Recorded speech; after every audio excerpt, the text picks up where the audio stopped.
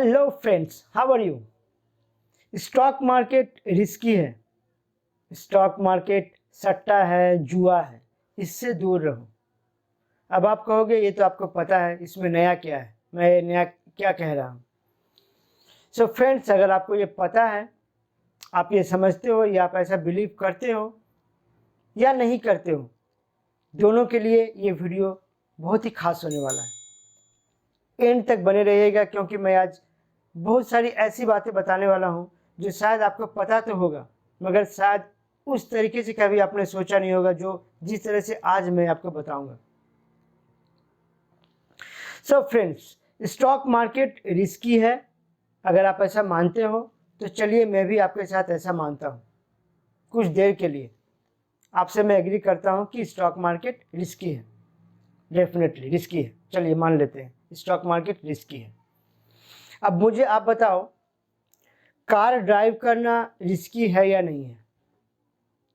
Car पे बैठना, जो कार पे राइड करते हैं, चलाते नहीं हैं, एज ए पैसेंजर जो बैठते हैं, उनके लिए वो रिस्की है या नहीं है।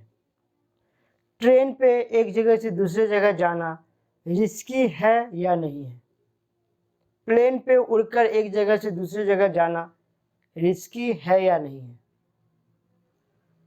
अगर आपको लगता है हाँ रिस्की तो है, बट वो हमारी ज़रूरत भी है, करेक्ट, डेफिनेटली ज़रूरत है, तो मुझे वो रिस्क लेना पड़ेगा। हम लोग वो रिस्क ले रहे हैं with some precautions, with some risk management, right, क्योंकि उसकी ज़रूरत हमें पता है।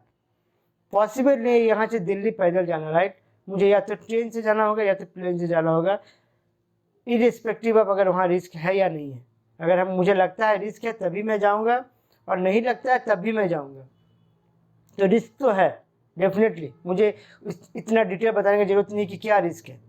ट्रेन पे उठ रहे हो, चल रहे हो तो रिस्क है, कार में रिस्क है, प्लेन में रिस्क है, पैदल चल रहे हो तब भी रिस्क है, मगर उसकी ज़रूरत हमें पता है, इसीलिए वो रिस्क हम ले रहे हैं। स्टॉक मार्केट आप नहीं आ रहे हो ये सोचकर कि ये रिस्क है, नहीं, ये करेक्ट नहीं है। एक्चुअली इसकी ज़रूरत क्या है वो आपको पता नहीं है। कार की ज़रूरत जैसे आपको पता है, इसीलिए आप रिस्क लेकर उस पर उठ रहे हो, चल रहे हो, ट्रेन पे चल रहे हो, जा रहे हो। स्टॉक मार्केट पे भी आप इन्वेस्ट करोगे या स्टॉक मार्केट से भी आप इन्वॉल्व होगे, अगर इसकी ज़रूरत आपको पता होगी तब।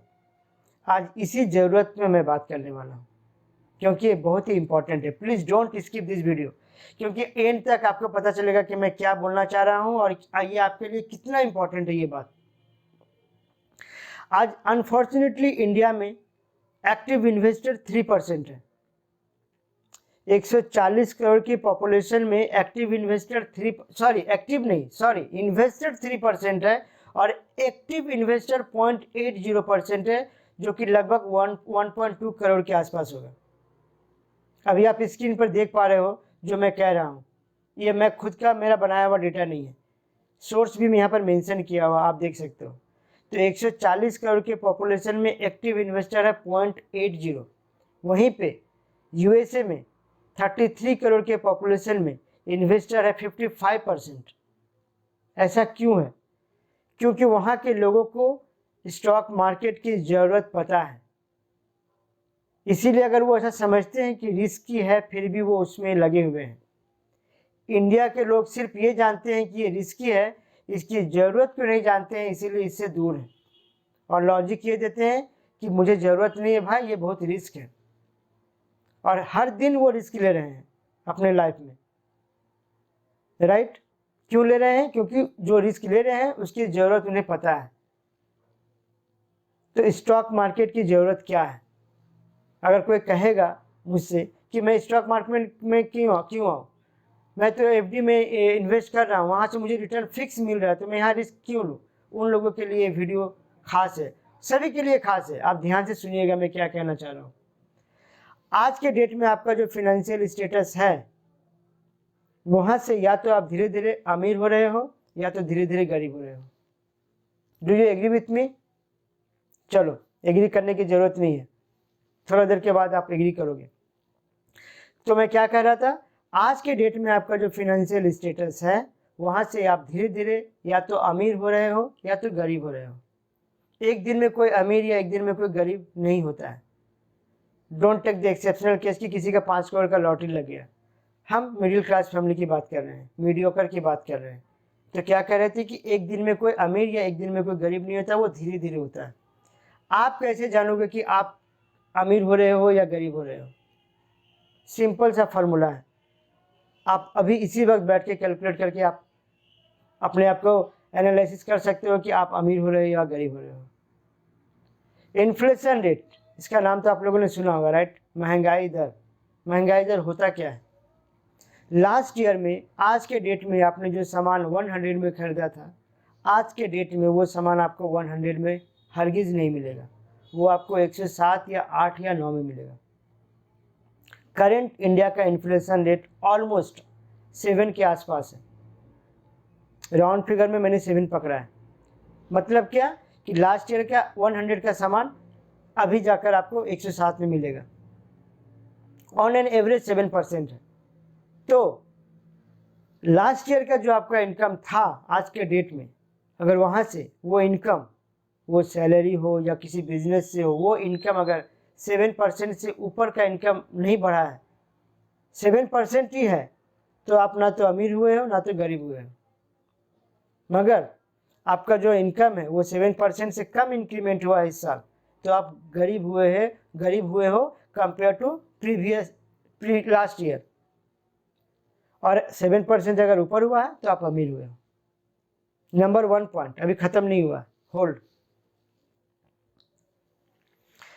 लास्ट ईयर में आपका जो इन्वेस्टमेंट था, इन्वेस्टमेंट मतलब जो आपका मंथली एक्सपेंस होने के बाद जो पैसा बचता है, जो आप कहीं ना कहीं इन्वेस्ट किए होंगे, एफडी में या कहीं भी, वो जो इन्वेस्ट आपने किए थे लास्ट ईयर में, जो पैसा लेट से 100 रुपीज़ एग्जाम्पल पकड़ता हूँ, वो बढ़कर क्या अभी आज के डेट में 107 हुआ है? अगर 107 हुआ है तो आप जहाँ थे वहीं हो। 107 से कम हुआ है तो आप गरीब हुए हो। 107 से ऊपर हुआ है तो आप अमीर हुए हो। अभी मेरे इस वीडियो को पॉज करो और मन ही मन कैलकुलेट करो आपके साथ क्या हुआ है, आप अमीर हुए हो या गरीब हुए हो। अमीर हुए हो, very good, best of luck, लगे रहो। शायद आपको स्टॉक मार्केट की जरूरत नहीं है,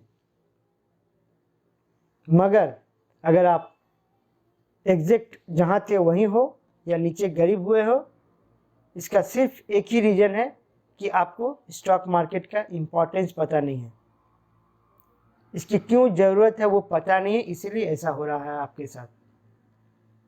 इसका इम्पोर्टेंस आपको पता चल जाएगा तब आपको फिर ये रिस्की नहीं लगेगा, तब आपको ये ज़रूरत लगेगी। मैं यही कहना चाह रहा हूँ। तो कैलकुलेट कीजिए और पता कीजिए कि आप क्या हो रहे हो, अमीर या गरीब। अगर आप मिडिल क्लास फैमिली में बिलोंग्स करते हो तो मुझे पता है 80% या 85% का आंसर क्या होगा।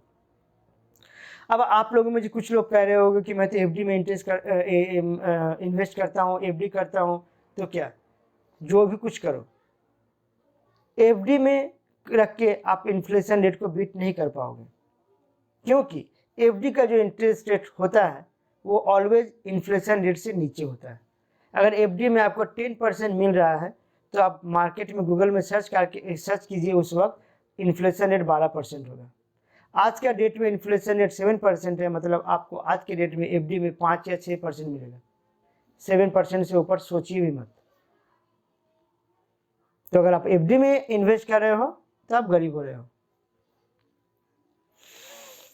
इवन नॉट ओनली एफडी, कोई भी अदर स्कीम जो है जहाँ पर आपको कंफर्म रिटर्न जो गारंटी दे रहे हैं ना, वो आपको इन्फ्लेशन रेट से ऊपर के गारंटी नहीं दे सकते हैं, क्योंकि वो उसके बस की बात नहीं है। अगर कोई दे रहा है काइंड ऑफ चीट फंड और वो कुछ कि 2 साल में आपको डबल ट्रिपल कर देंगे, मैं उसकी बात नहीं कर रहा हूँ। मैं ऑथेंटिक की बात कर रहा हूँ, जो ऑथेंटिक है मार्केट में, उन लोगों की बात कर रहा हूँ। बट क्या आप वहाँ इन्वेस्ट नहीं करेंगे?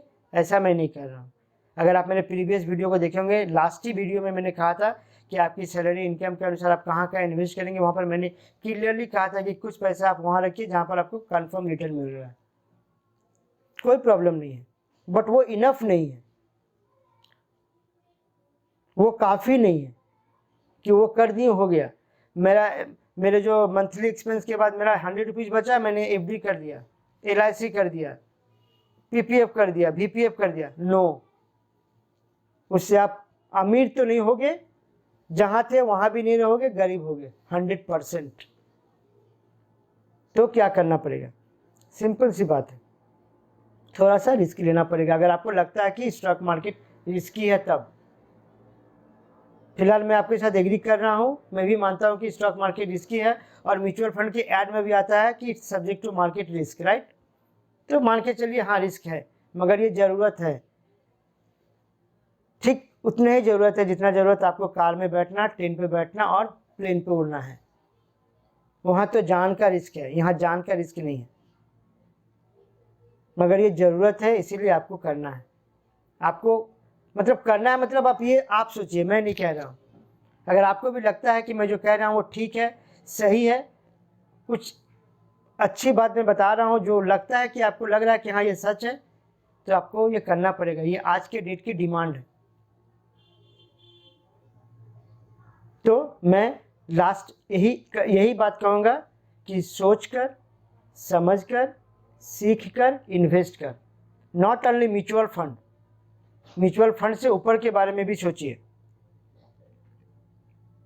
खुद से लर्न करके स्टॉक में इन्वेस्ट कीजिए, स्टॉक मार्केट को समझिए, टेक्निकल फंडामेंटल एनालिसिस। माइंडसेट को चेंज करना पड़ेगा। अभी तक जो माइंडसेट आपका है रिगार्डिंग स्टॉक मार्केट, उसे चेंज करना पड़ेगा।